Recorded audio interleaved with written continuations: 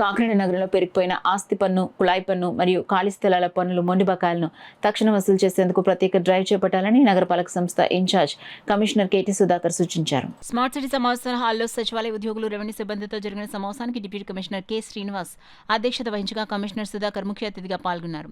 ఈ సందర్భంగా ఆయన మాట్లాడుతూ నగరంలో దాదాపు 40 కోట్ల వరకు మొండి బకాయిలు పెరిగిపోయాయని, వీటి వసూళ్లకు వేగవంతం చేయడానికి ప్రత్యేక డ్రైవ్ నిర్వహిస్తున్నట్లు తెలిపారు. ఉద్యోగులు తమ రోజువారీ పనులతో పాటు పన్ను వసూళ్లపై ప్రత్యేక దృష్టి పెట్టి రెవెన్యూ శాఖకు సహకరించాలని సూచించారు. పన్ను వసూళ్లలో ఎటువంటి నిర్లక్ష్యం చూపకూడదని, ఈ డ్రైవ్ను విజయవంతం చేయడంలో అందరూ సమిష్టిగా పనిచేయాలని ఆయన పిలుపునిచ్చారు. సమావేశంలో deputy commissioner K Srinivas, TPR O Shailaja, water works D Lakshminarayana, revenue ఇన్స్పెక్టర్లు, నోడల్ అధికారులు, సచివాలయ అడ్మిన్లు, ఎన్ఎంటీ సిబ్బంది తదితరులు పాల్గొన్నారు. నాకు తెలిసి మన కాకినాడ కార్పొరేషన్ ఉన్న టీం చాలా మంచి టీము. ఏదైనా డెడికేటెడ్గా పనిచేసే టీమే ఉన్నారు. ఎవరు కూడా దాచుకునే పరిస్థితి ఏమి ఉండదు. ఖచ్చితంగా మీకు అప్పచెప్పిన పని ఖచ్చితంగా మీరు చేసే ఖచ్చితత్వంతో మీరు ఉంటారు. నాకు తెలిసిన సంగతి.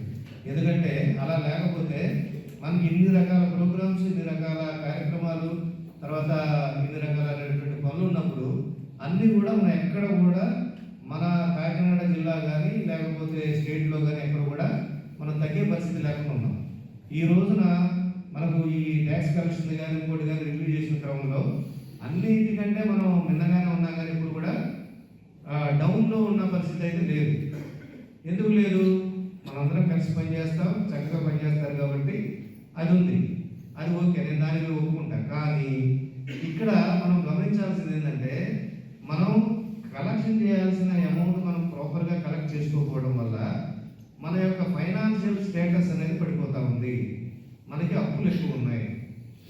ఏంటంటే ఇప్పుడు ప్రీవియస్గా ఉన్నటువంటి దాదాపు 7-8 crores దాకా మనకు డెబ్ట్స్ ఉన్నాయి. కాబట్టి వీటన్నింటినీ మనం తీర్చుకోవాలి ఒకటి. తర్వాత రొటీన్గా మనం మెయింటెనెన్స్ చేయాలి. మన పబ్లిక్కి ఏదైతే సర్వీసెస్ ఉన్నాయో ఈ సర్వీసెస్, తర్వాత ఇమ్యూనిటీస్, ఇవన్నీ కూడా మనం ప్రొవైడ్ చేస్తూ మనం ఇవ్వాలి. కాబట్టి మనకు డే టు డే మెయింటెనెన్స్ చేసుకోవాలన్నా, లేకపోతే మనకు ఉన్నటువంటి డెబ్ట్స్ మనం తీర్చుకోవాలన్నా ఖచ్చితంగా ఫైనాన్షియల్ స్టేటస్ అనేది మనం ఇంప్రూవ్ చేసుకోవాలి. దానికోసమనే మనం టోటల్గా మనం టీం వర్క్ చేద్దామని మిమ్మల్ని అందరినీ ఇన్వాల్వ్ చేస్తున్న కారణం కూడా అదే. ఇప్పటి వరకు యాక్చువల్గా మనం ఒక మాట అనుకున్నాం.